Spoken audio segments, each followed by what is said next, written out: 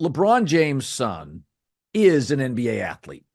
I don't think right now, currently, he's quite an NBA player. I think they would draft him, send him to the G League, give him a year. And Mick Cronin said the other day, the UCLA coach, he's not as quick or as fast as he was pre-cardiac arrest. He's not quite the player. But I've watched him enough, seen his hops, seen his handles. He got a beautiful jumper. Got a beautiful looking Right. jumper. I like his jumper It better. looks good. His shooting percentage is not good, but it doesn't look like there's a problem with it. I agree with you there.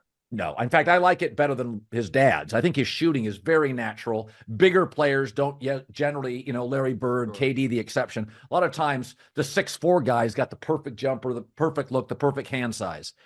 But here's the thing, and I don't know how necessarily to explain this, is that this is the worst draft, maybe as bad as the Anthony Bennett draft. So as more mothers are telling their kids, do not play football, more mothers. This is in Los Angeles. I have a buddy that lives in Brentwood. He's like, I'm like an outcast for letting my kids play tackle football. I was at sidebar to it. I was at a card game with some Hollywood and finance folks. Low stakes for their standards for sure, else I wouldn't have been able to play in it. And there was a very, very smart guy there who had enough money that when I was like, how do I know this name? I didn't know who he was at the time, but I was like, I know this name. So after I left the card game, I Googled his name and I was like, oh, you almost bought this baseball team like 6 years ago. I won't say but he said that like he was a very sharp guy. And he was like, yeah, I don't think football should be legal under 18 years old. And I didn't agree with him, but I'm just echoing your point that there are a lot of people that are not letting their kids even consider playing tackle football. Particularly, I bet it skews higher income and things like that. But go ahead, as you were saying about Bronny.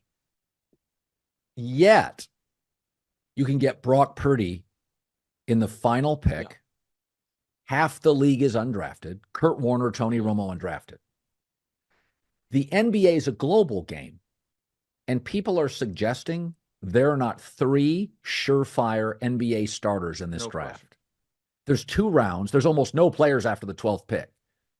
It's a cheaper sport to play. Hockey and football are expensive. It's a global sport. Is that saying that the NBA is so good it's impossible to make it? Is it saying our domestic culture is broken and our players are distracted and not skilled enough? How in the world could you have a global sport? We don't have a shortage of great baseball players, great hockey players. We're having drafts. Well, like every third draft is talentless. Yeah, but I think it's actually more the first than the second because the league is more talented now than at any point in my lifetime.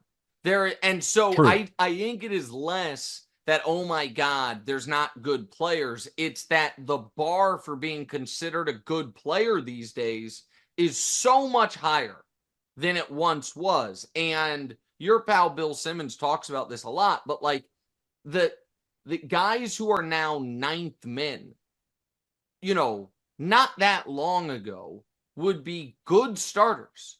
Good. And if you look at some teams that we thought of as very good teams 20 years ago and look at who they had after their top 4 guys, it's a bunch of, And so that it's an argument for expansion. It's an argument for adding teams to the league because the talent level right now is so high. Like you look at the Western Conference in the NBA right now, we have, as we record this, the Lakers and the Warriors are the 9 and the 10 seeds. It's insane. And keep in mind, so next year, so think about the Western Conference in the NBA next year, and then I want to circle back to Bronny for a moment. So Minnesota is not going to be worse. I mean, I don't know if they're going to be the 1 seed, but it's not like all of a sudden Minnesota is going to go away. I'm just going to go down the standings. Denver is here to stay. Oklahoma City's only getting better. The Clippers maybe take a step back, but if they bring everyone back, why would they not maintain about where they are? Dallas seems to have figured out the Luka Kyrie thing. They're even playing defense. Luka's a top 3 player in the league, hands down. They're fine. Phoenix, okay, so Phoenix could go backwards because of the age of their guys, but it's not like they're going to be a disaster.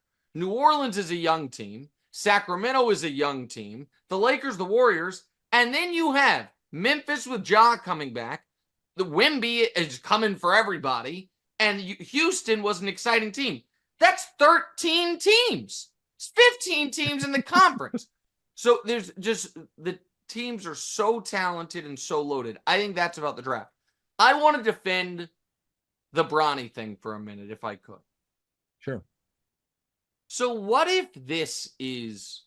Can everyone, even the biggest LeBron James critics, acknowledge the guy's all-time basketball IQ-wise? Can we at least acknowledge that the guy understands how the game is played and understands the NBA as well as anybody ever has? Okay. Yeah. For folks arguing, oh my gosh, LeBron's putting his finger on the scale. He shouldn't. Why would he do it? He's hurting his son in the long run. He's undercutting it. I don't know that this is the math LeBron is doing, but it's just an idea.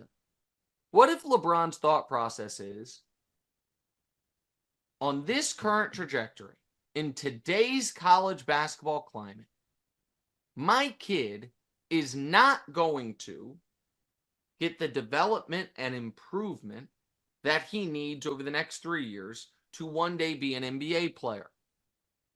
However, if I do put my finger on the scale and get a team to be at least somewhat invested in his development, then by the time I'm gone, he will be good enough to be a legitimate stand on his own 2 feet NBA player.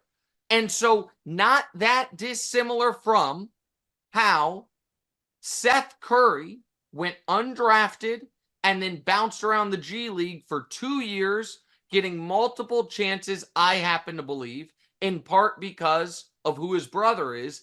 And then through that development, now he's a legitimate, really good NBA player. Would that have happened if he didn't get those opportunities that I think he probably got because of who his brother was? No.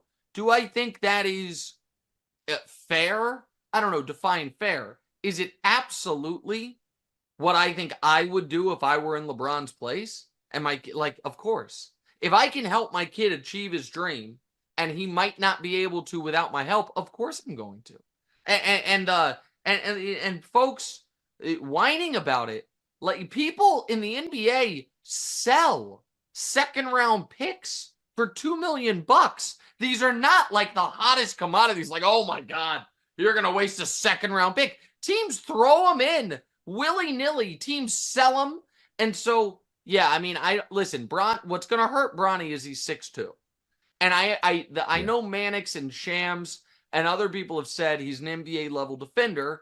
It's just hard to be a great defender in this league at that size. I'm not saying he can't be. But I don't think LeBron is being unfair to anybody in this circumstance whatsoever. I think my example that makes me laugh the most is every time you're driving and you see a plumbing truck, it always says Johnson and Sons. Yeah, of course. I mean, we can talk about it being problematic, but we've only had 46, 47 presidents in this country. One were father and son. The other one were uncle and nephew. Like, even up to presidential level of this country, there's nepotism. The NFL and NBA front offices and coaching staffs are rife with it. Those last names all being the same are not a goddamn coincidence. It is right. Because people, the Kyle Shanahan, being Mike Shanahan's son, and his part of his tree is Mike LaFleur with Matt LaFleur, and then I mean the Brian Callahan. Bill Callahan has 2 sons that are NFL coaches. Like, we're used to it everywhere, and for some reason, people are not as comfortable with it in pro sports. But we have.